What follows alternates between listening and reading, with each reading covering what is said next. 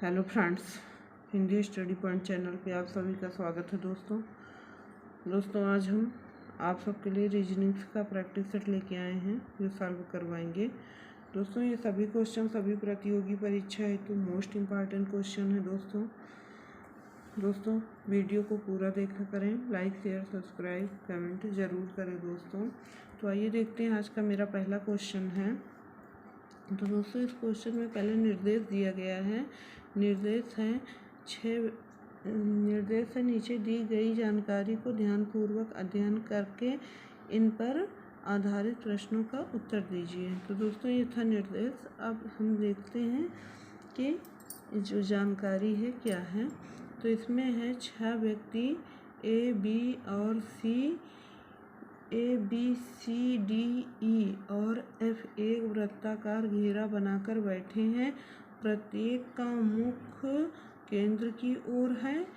B ए और सी के बीच में बैठा है। ई एफ और डी के बीच में बैठा है।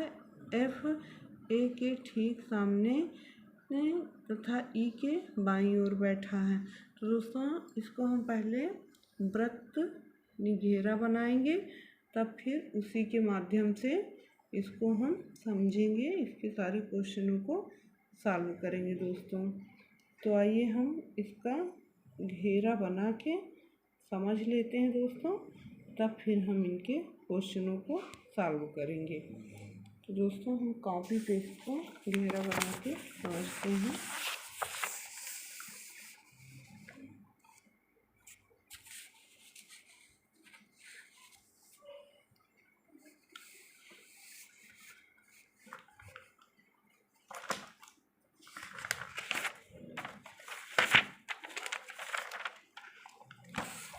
दोस्तों हम आपको कॉपी पे ऐसे लिख के सब कुछ समझाएंगे। तो दोस्तों यहाँ पे पहले तो हम अपना एक वृत्ताकार घेरा बनाएंगे और जिससे कि हम उसी के थ्रू सारे सदस्यों को एकत्रित करेंगे।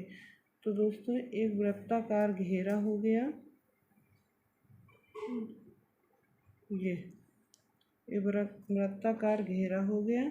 अब इसमें सबसे पहले क्या दिया गया है कि बी ए और सी के बीच में बैठा है।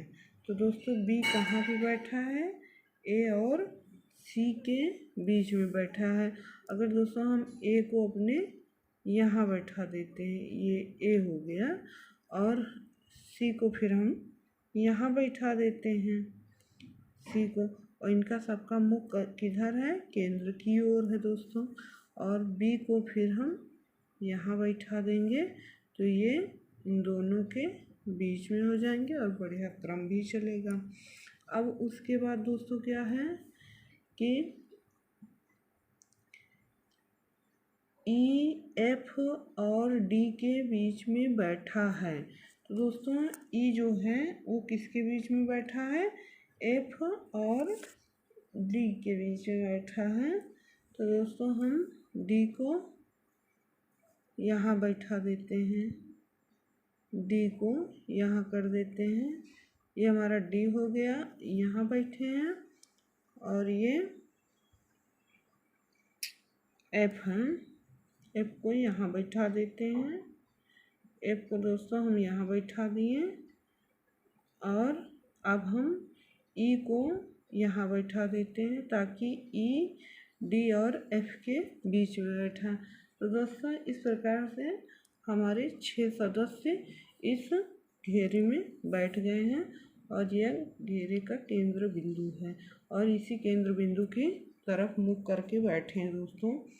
तो अब ये एफ ए के ठीक सामने तथा ई के बाईं ओर है। तो दोस्तों देखना है एफ ए के ठीक सामने तथा ई के बाईं ओर है। तो दोस्तों एफ ए के ठीक सामने है और ई के बाईं ओर है, ई के बाईं ओर है। तो इस प्रकार से ये हमारा वृत्त तैयार हो गया, इसमें 5 सदस्य उपस्थित हो गए। अब इनके क्वेश्चनों को हम देखते हैं दोस्तों। तो इसका पहला क्वेश्चन है दोस्तों डी निम्नलिखित में से किन दो व्यक्तियों के बीच बैठा है। तो दोस्तों डी किन दो व्यक्तियों के बीच में बैठा है। तो दोस्तों जैसा कि हम अपने इस वृत्त में देख सकते हैं, डी यहाँ पे है, ये ई और ए के बीच में बैठा है। तो डी किसके किसके बीच में है, ई और ए के बीच में है दोस्तों। तो डी किसके बीच में है, पहले ऑप्शन में है ए और ई, दूसरे में है सी एफ और तीसरे में है ए बी और चौथे में दिया गया है ई एफ। तो दोस्तों इसमें हमारा राइट आंसर पहला ऑप्शन हो जाएगा ए और ई। तो डी कहाँ पे है दोस्तों, ये देख लें आप कि ए और ई के बीच में डी बैठा है, तो इसका पहला ऑप्शन राइट आंसर हो जाएगा दोस्तों। अगला क्वेश्चन है,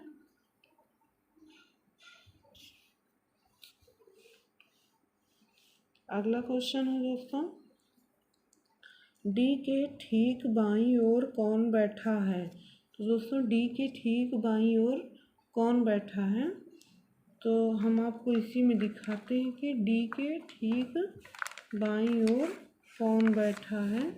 तो दोस्तों एक कॉपी में हम आपको दिखाते हैं कि डी के ठीक बाईं ओर कौन बैठा है। तो दोस्तों ये इनका बायां है और ये इनका दायां है। तो डी के ठीक बाईं ओर ए बैठा है। तो दोस्तों डी के ठीक बाईं ओर कौन बैठा है, ए बैठा है। ए हमारे तीसरे ऑप्शन में दिया गया है, तो तीसरा ऑप्शन हमारा राइट आंसर हो जाएगा। अगला क्वेश्चन है दोस्तों,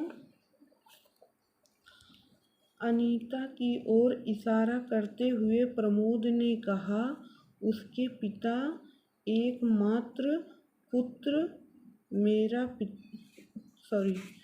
अनीता की ओर इशारा करते हुए प्रमोद ने कहा, उसके पिता का एकमात्र पुत्र मेरा पिता है।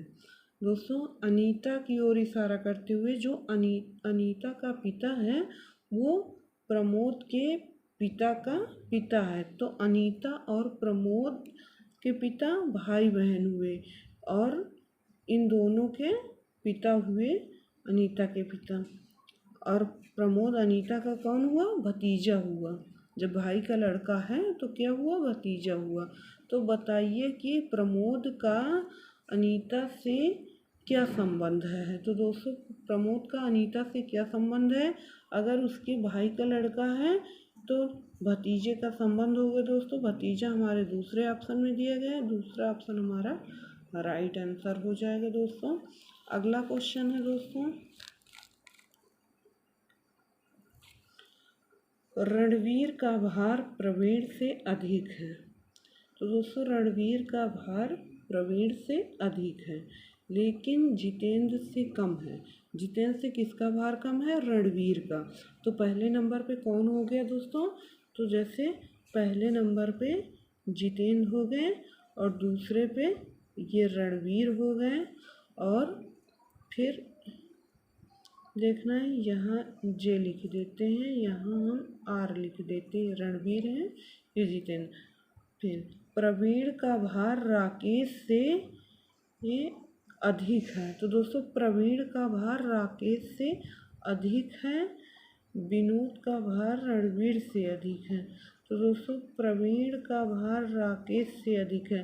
प्रवीण किससे, ये हो गए प्रवीण का भार और ये हो गए दोस्तों राकेश, और विनोद का भार रणवीर से अधिक है लेकिन जितेंद्र से कम है। तो ये इन दोनों के बीच में आ गए। कौन इन दोनों के बीच में आ गया, विनोद आ गए। तो ये दोस्तों जितेंद्र हो गए, ये विनोद हो गए, ये रणवीर हो गए और ये प्रवीण हो गए और ये राकेश हो गए। तो अब ये सारे क्रम से पांचों लोग इकट्ठा हो गए। अब देखना है क्या करना है। तो क्वेश्चन में है सबसे कम भार किसका है। तो दोस्तों सबसे कम भार किसका है, सबसे कम भार राकेश का है दोस्तों। तो इसमें राकेश हमारे कौन से ऑप्शन में दिया गया है दोस्तों, पहले में प्रवीण है, दूसरे में राकेश है दोस्तों। तो दूसरा हमारा इस प्रकार से राइट आंसर हो जाएगा दोस्तों। दूसरा हमारा राइट आंसर हो जाएगा। तो आज के लिए दोस्तों बस इतना ही। फिर मिलेंगे हम अगले दिन नए क्वेश्चनों के साथ। धन्यवाद दोस्तों।